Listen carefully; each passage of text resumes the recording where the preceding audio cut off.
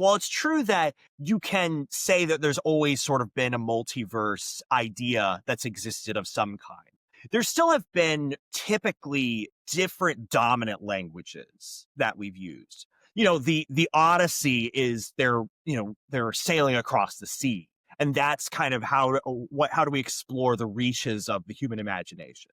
And then it was, outer space, it's Star Trek and Star Wars and Dune. And it's, that's the language of like, what's another world that we can go to? And there's time travel. And you see a lot of those things. The multiverse, again, like it's everywhere. The dominant sci-fi language does seem to be, if we're trying to explore the reaches of our imagination, it does seem to be the multiverse. Walking a path along the roots of Pikes Peak, you take a fork in the road to the Anselm Society Digital Pub. Inside is a raucous conversation on the arts, faith, and how many parallel dimensions are having this exact same conversation. At a corner table by the fire are two people. One of them is wondering what life is like in that alternate dimension where the Broncos did not lose to the Jacksonville Jaguars in the 1996 NFL playoffs. And that's me, Matthew Mellema, and welcome to Believe to See, a podcast of the Anselm Society Arts Guild. Here at Believe to See, we explore the relationship between faith, art, and storytelling. Our goal is to help you connect the great story, the great stories, and our own stories in order to understand what it means to live with a Christian imagination. Our society seems to be going through a multiverse moment. I thought briefly about saying we're going through multiverse madness before remembering that's the name of one of the many multiverse movies. So yes, there's Doctor Strange in the Multiverse of Madness, which is just one of the many examples of the Marvel Cinematic Universe using that multiverse concept. Another prominent one would be Tom Holland's Spider-Man in No Way Home, and that's not even the only Spider-Man multiverse movie right now. We have the Into the Spider-Verse animated films from Sony, which have gotten tons of critical and fan praise, and incidentally have gotten tons of praise from me. Speaking of critical and fan praise, we also have the multiverse film Everything Everywhere All at Once. This was a surprise hit / 2022 Oscar winner for Best Picture. So yes, we can absolutely say that the multiverse is having a moment right now. But are we actually really sure about that?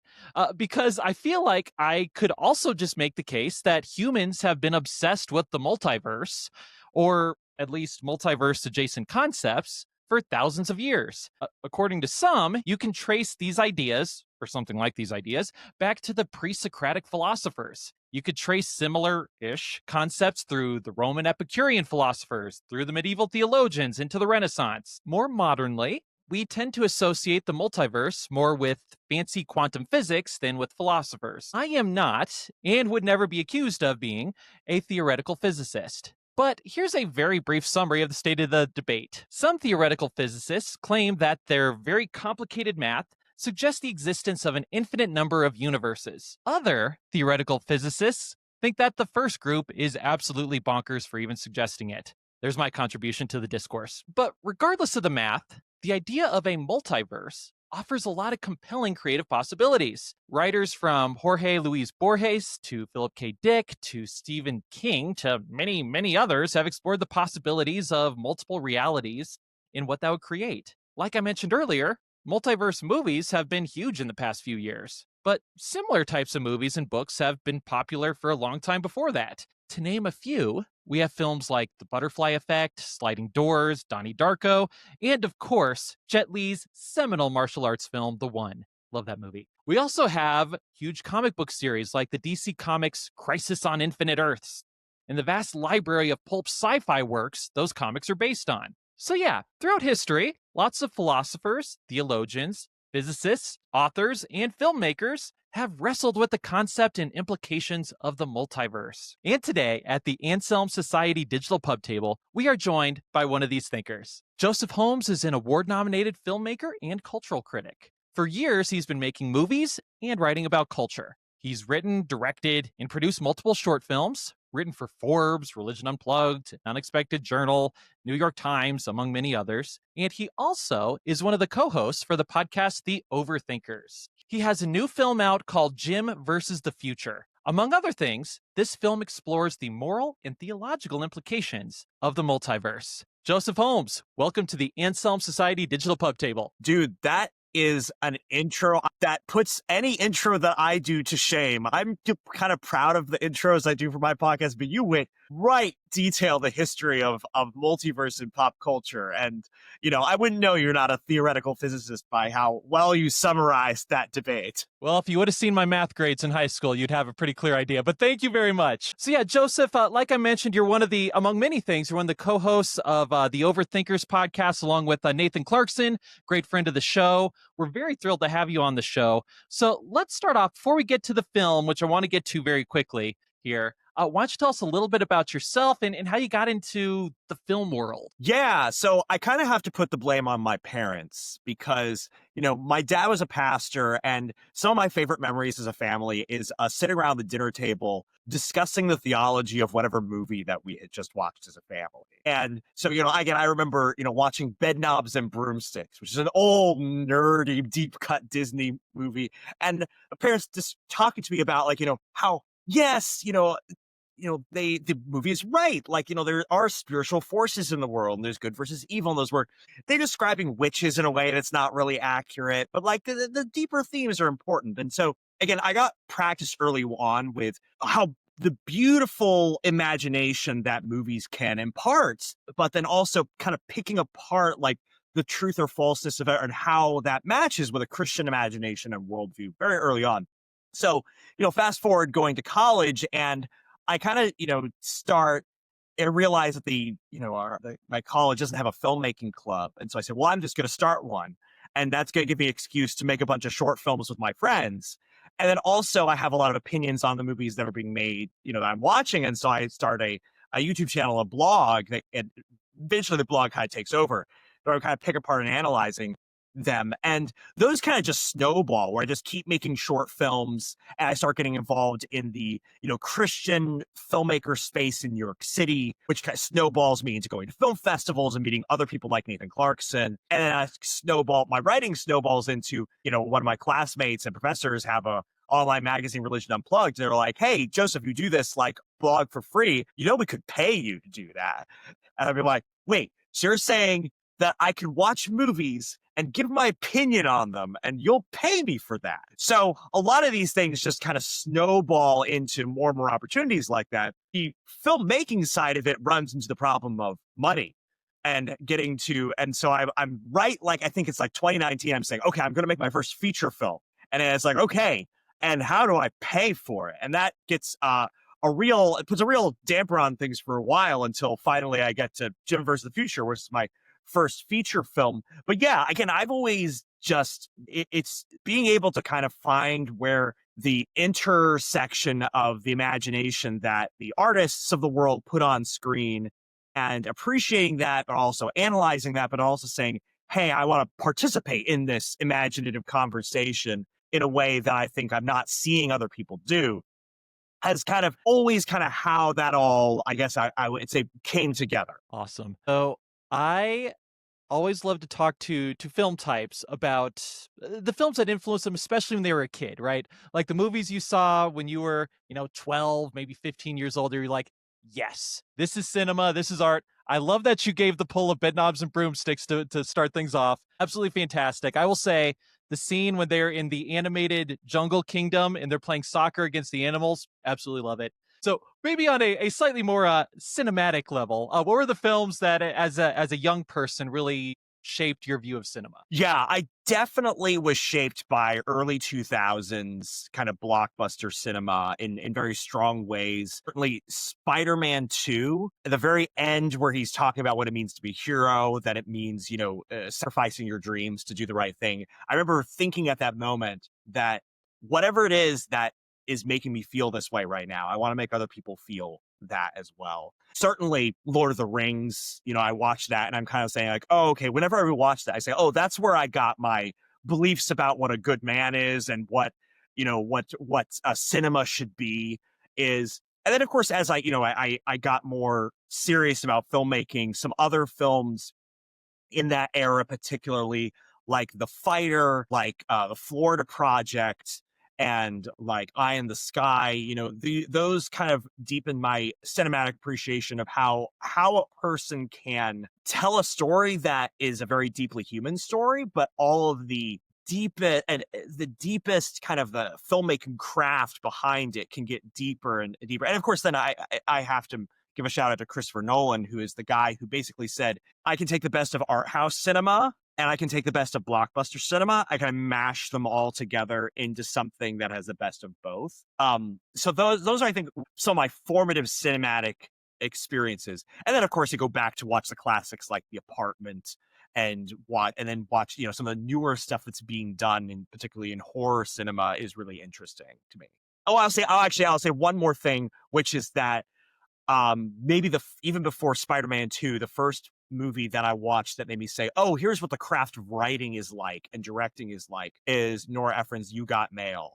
Because I would listen to the audio commentaries of those on repeat. And I would say, here's how, she's mixing social commentary with her work and thinking deeply about all the different choices. So yeah, they're giving a shout out to Nora Ephron, my girl. There we go. If you'd like, maybe I can just quote it all for you, because my wife has me watch that with her every fall. It's not as particular days when there's a particular feel in the air. We will watch that. Yes. Especially living in New York right now, it's very fitting. There you go. There you go. You just want to go out and buy a bouquet of freshly sharpened pencils, right?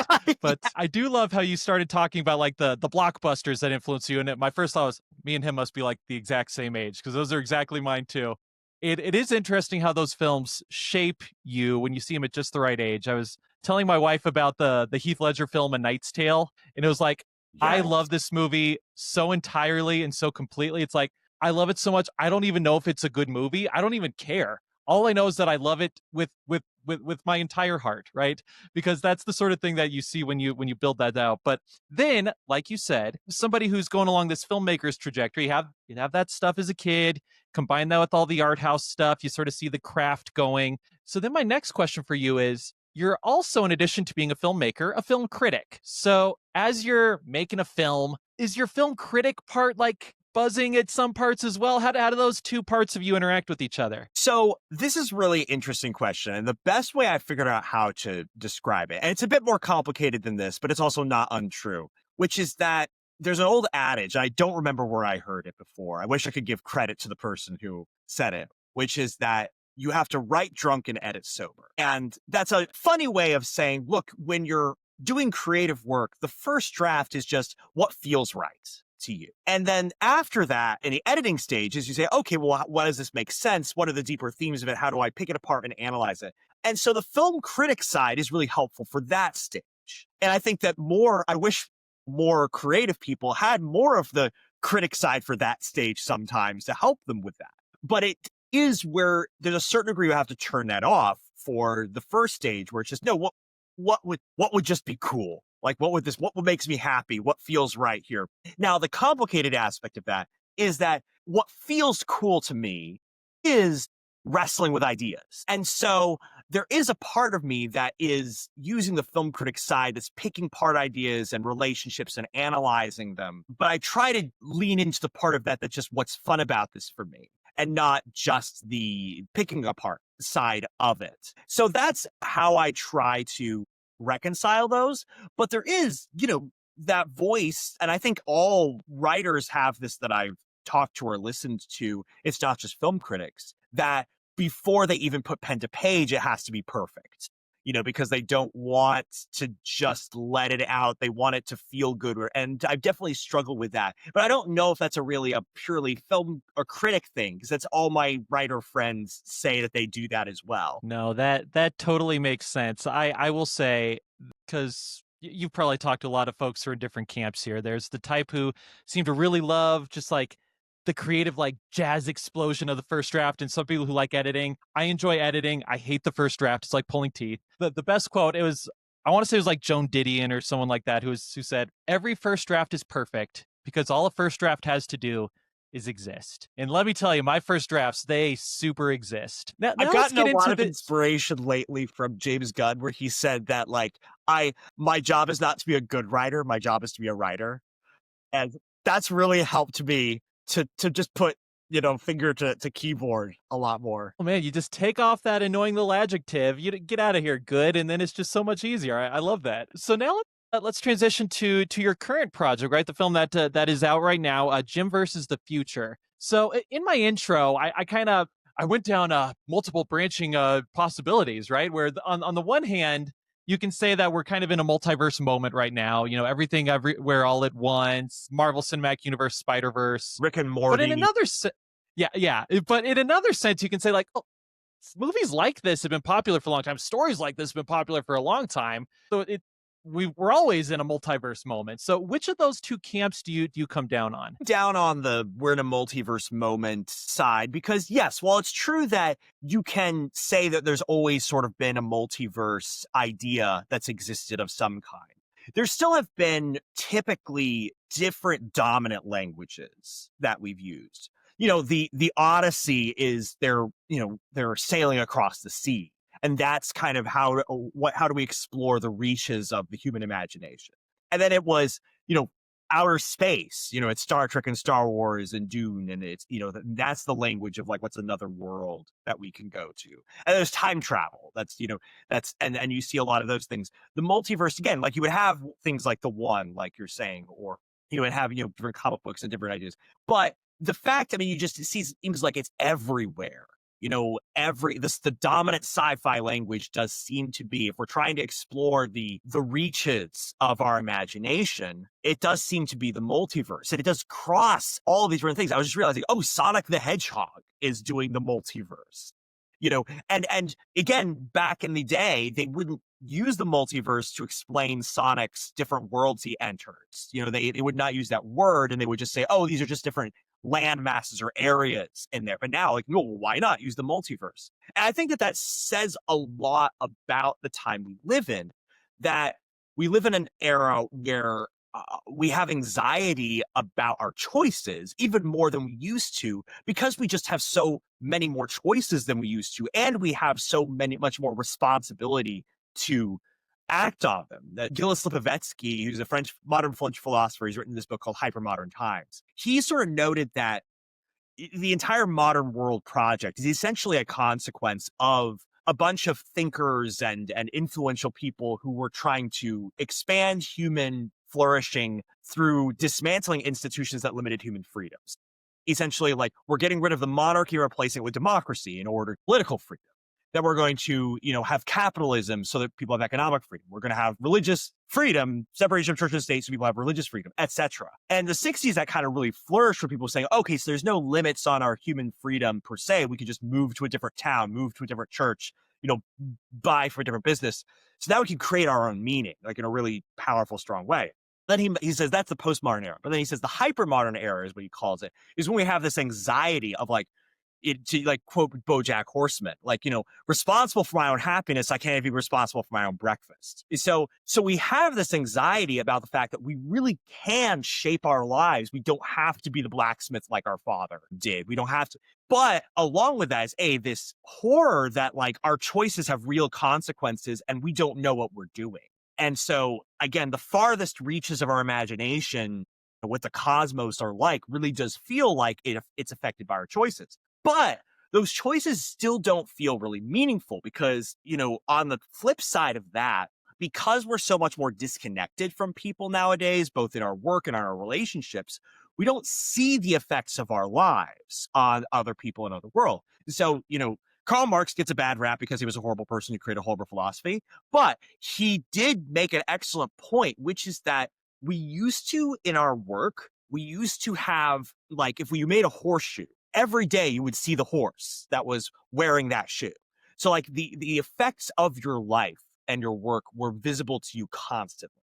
But now, you make an iPhone. It's like you make this little widget that's made in a thing that you don't assemble, that's used by somebody you never see. And then, of course, because people are getting married later, people are not living in interconnected communities as much, we don't see how our lives are in real time affecting real people. And so simultaneously, we feel like our choices have incredible consequences. But on the flip side, we feel like our lives are kind of meaningless. Those choices don't affect anything. So you have this idea of the multiverse where every choice you make, it splits you off into one where you make the opposite choice. But that means simultaneously your choice has a lot of effect, but it doesn't have any effect because, well, what does it matter what you do? Somewhere else, something else happened. So, you have a lot of these stories like Rick and Morty, like Everything Everywhere All at Once, that take that to its logical conclusion of, it doesn't matter. Nothing matters. I mean, Rick and Morty does this thing where they destroy everyone on Earth and then they just find another Earth where they died and everyone's the same. And it's like, well, so what does any of this matter if we're just all interchangeable and replaceable? And then, you have, like you said, there is the theoretical physics side of it, which is interesting on one hand, because it is this idea of how do we account for the fact that we see potential in the world that gets actualized in a way that seems like, based on how we observe it, it shouldn't happen just one way. And so we're very confused by that. And so some people, also use that as an excuse for, it feels like we're designed, maybe it's not. So it's like an excuse to get God out of the equation. But what I'm interested in is that's sort of separate from how it's captured the popular imagination. And why is it, and there's aspects of, like you said, community that get out there, because again, with the rise of cities, with the rise of social media, we're able to curate our communities to the people who are like us. So there's the positive side of it that things like Into the Spider-Verse deal with, where it's like, oh, I can find my people. I can find the people like me, the Spider-Men of the world. And so there's that positive side. And then there's just the fun side of like, there's the postmodern kind of religious side of it, which is that I don't have to pick my God. I can pick between different ones. So it's like, oh, like I can pick between my Spider-Man. They all exist. All of them are real. All of them exist. So there's this toy box of how fun it is to imagine that the endless possibilities of choices. So you don't have to make a choice. It does, but on this existential crisis of, well, if we can choose anything and there's no real meaning, none of it matters. And so I would say that the reason that the multiverse is popular right now is it is the way that we're able to talk about what it feels like to live in a postmodern world, both the exciting possibilities of it and the anxieties and depression that it kind of brings us. And that's a really fun toolbox to play in, because it is the way that human beings are saying what is going on in my personal life is reflected in the metaphysics, in the cosmos. And I think human beings have an innate desire, rightly so, to say, what's my place in the cosmos? That's the part of it that's the same as anything else, whether you're doing outer space, whether you're doing, a fantasy, whether you're doing, the Michelangelo's Sistine Chapel. Like, here's where people are. Here's where heaven is. Here's where here's where the angels reside. And then there's hell underneath. And putting yourself in that place. I think the multiverse is the modern way that we do that. And that was why it was so fun for me to explore in my film. Yeah. So a couple things really stood out to me about your answer there. And there's so much fascinating, there's so many different directions that our possible selves and all the different timelines can go into this. But two things that really stuck out to me is one, the paradox of too much choice, and then two, this tension between free will and fate. First of all, the paradox of too much choice. I think that's such a good point where I'm sure there's some like socio-political economic research that I have to remember reading about a while back about how oftentimes consumers can feel stressed out if there's too much choice, right? Like if I just want to get some Oreos and I see that Oreos has like 30 different types of Oreos, it's like, gosh, do I get raspberry ripple or do I get blue? It's like, I just want Oreos. Can we just get those? To that other point, I think there's like a Cass Sunstein nudge point where there's studies getting something as simple as picking out your health plan at work, where if you get everything so it's bespoke with like 50 different options, people don't do it. It's too many choices. Give me 2 options and that's fine. And that's sort of what we have now where, like you mentioned earlier, back in the day, you go into your father's profession and you live and die where you were born. And that's kind of how it is. And that's bad for a lot of obvious reasons, but also it's kind of nice not having to think about this stuff, right?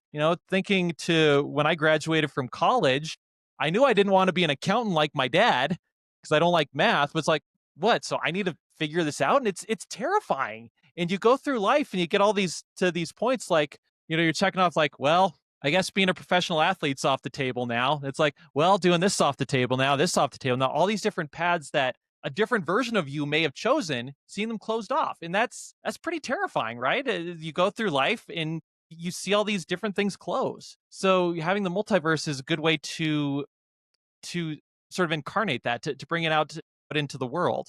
Then related to that, I like the way you put it, where a lot of the stuff we're wrestling with, you can see that through time, but the multiverse is how we deal with it now. Because as you're talking about free will versus fate, I was thinking of the Iliad, where on the one hand, one of the core choices is the choice that Achilles makes. He's given the choice early on. You can either stay here in your home, you can have a nice, simple life. Your wife and kids will love you. Your grandkids will love you. You'll be happy. Then you'll die and no one will remember you. Or you can go to Troy, live a short, glorious life and be remembered. His choice matters a lot there. But then there's other aspects where it's decided by fate. Like there's this very famous scene where Sarpedon, the son of Zeus, he's fighting, and it turns out that he's fated to die. And even though Zeus wants to save him, he really can't go against fate. So you have both of these going at it. Both of these things. At the one hand, it's a dice roll in some aspects. In other things, seems our choices matter. Both possibilities are terrifying in opposite ways. And the multiverse is a way to look at that. So without, we don't need to get into spoilers or whatever. Listeners, let's just all go watch the movie. But how did you approach those subjects in your film? Yeah, so Jim versus the Future is about, an obnoxiously intellectual grad student, like us. I mean, I'm not a grad student, but, he's a classic overthinker. It was very easy to write for me. And he gets, on Christmas Eve, so it's a Christmas movie also, he is kidnapped and held hostage by people who claim to be from the future, and they're from competing timelines, trying to force him to make the choice that will preserve their future timeline. And of course, that choice rests on whether or not he's going to stay with or break up with his fiance. Now, what's fun about this is the way that I've inverted the multiverse idea, which was one of the fun things about playing the sandbox, was to subvert it in that way, is to say that it works the exact opposite way that most versions of the multiverse theorize it, which instead of the fact that you make, you have one timeline and every choice you make, you create a new universe where you made the opposite choice. Instead, it's the exact opposite. A whole bunch of universes, or maybe potential universes, that's a kind of a thing that's dealt with in the movie, exist. And then your choices then destroy all of the universes where you made the opposite choice. And of course, this does a couple of things. One, it creates the situation where once in the future people discover this, it's just a giant eternal multiverse war where they're trying to go back in time like Terminator and say, I gotta make sure they make the right choice so that my timeline gets preserved. But it makes the stakes immediately higher. Because one of the criticisms of the multiverse concept in storytelling is that there are no stakes. Because it's like, everyone's saying, so when's Iron Man going to come back from the multiverse? Like literally all of the Marvel fans are saying, so when is he coming back? Because you can just have literally in the Deadpool and Wolverine, it's like Wolverine's dead. It's like, okay, we'll just grab another one from the multiverse. It's like the joke. And while I enjoy that, to some degree, especially in something like Deadpool, which doesn't take itself too seriously, if you think about it cosmically, it certainly does lower the stakes. But if you say, no, actually, you are destroying possible futures with every choice you make, then suddenly the stakes are infinitely important. And and one of the cool things, again, I like to do in stories is talk about how normal, ordinary choices you make have these cosmic implications. It's like, in A Wind in the Door by Madeleine L'Engle, where she says, like, look, if you don't reconcile with your brother, the demons will rejoice. It's the things that you're doing right now matter for all of existence. And that's the kind of thing I think that the Christian story tells. I mean, again, the Christianity has a lot of conversations, the Arminian versus the Calvinist versus the Molinist kind of views of how do you reconcile human agency with God's sovereignty. But the thing that, however people reconcile it, everybody agrees, even again, like the hardline Calvinists, is like human agency matters. And this story gets to wrestle with that in the multiverse. So like, how much does human agency matter? And in what way does it matter? And what should you do with that knowledge and that agency based on what you think the world is like and how that affects your choices? So that was, because of that background of like why I understand why the multiverse appeals to me, it was really fun to play in that sandbox and make it an excuse to wrestle with these themes, not just intellectually, but also narratively. Awesome. So again, I envy the parallel Matts in Josephs who can talk about different implications of this in the alternate realities. Unfortunately, we are running low on time in this reality. But again, listeners, film is Jim versus the Future. So tell me this, Joseph. What is the best way that my listeners can support the film? Where can we watch it? Where can we support you? Where can we do this? Watch it on Amazon, Apple TV, YouTube, wherever wherever is convenient for you to watch your movies, you can watch it there. You can also please give it 5-star reviews on Amazon and IMDb. That helps with the algorithm. And yeah, definitely check out, my link tree, Joseph, and then go to The Overthinkers to support, and josephholmesstudios.com, which is my website, just to support my work and go out and make your own stuff. Again, I think that Christians being a part of the imaginative conversation, not just, if the film critic side is like the Christian worldview side, the Christian artist side is the Christian imagination side. And I think that, I was excited to get a chance to be part of that conversation, that imaginative conversation. And I'm just really encourage all you Christian artists out there to be a part of that conversation too, because that's how we imagine better as a society. Awesome. Awesome. So once again, listeners, it is Jim versus the Future. Like Joseph said, go watch it anywhere that you can, support it. And Joseph, thank you so much for joining us at the pub table. Thank you for having me. Absolutely. I love your podcast in every universe. Thank you. Oh, what a great line to end that on. So, listeners, as you can imagine, things are winding down at the Anselm Society Digital Pub. The fire's down to embers, the customers are trundling home, and you've polished off your final glass. Once again, Believe to See is a podcast of the Anselm Society Arts Guild. If you have an extra maybe 30 or seconds so to spare right now, please rate and review the show on iTunes, Spotify, or wherever you get your podcasts. Thank you so much for listening, and we'll catch you next time.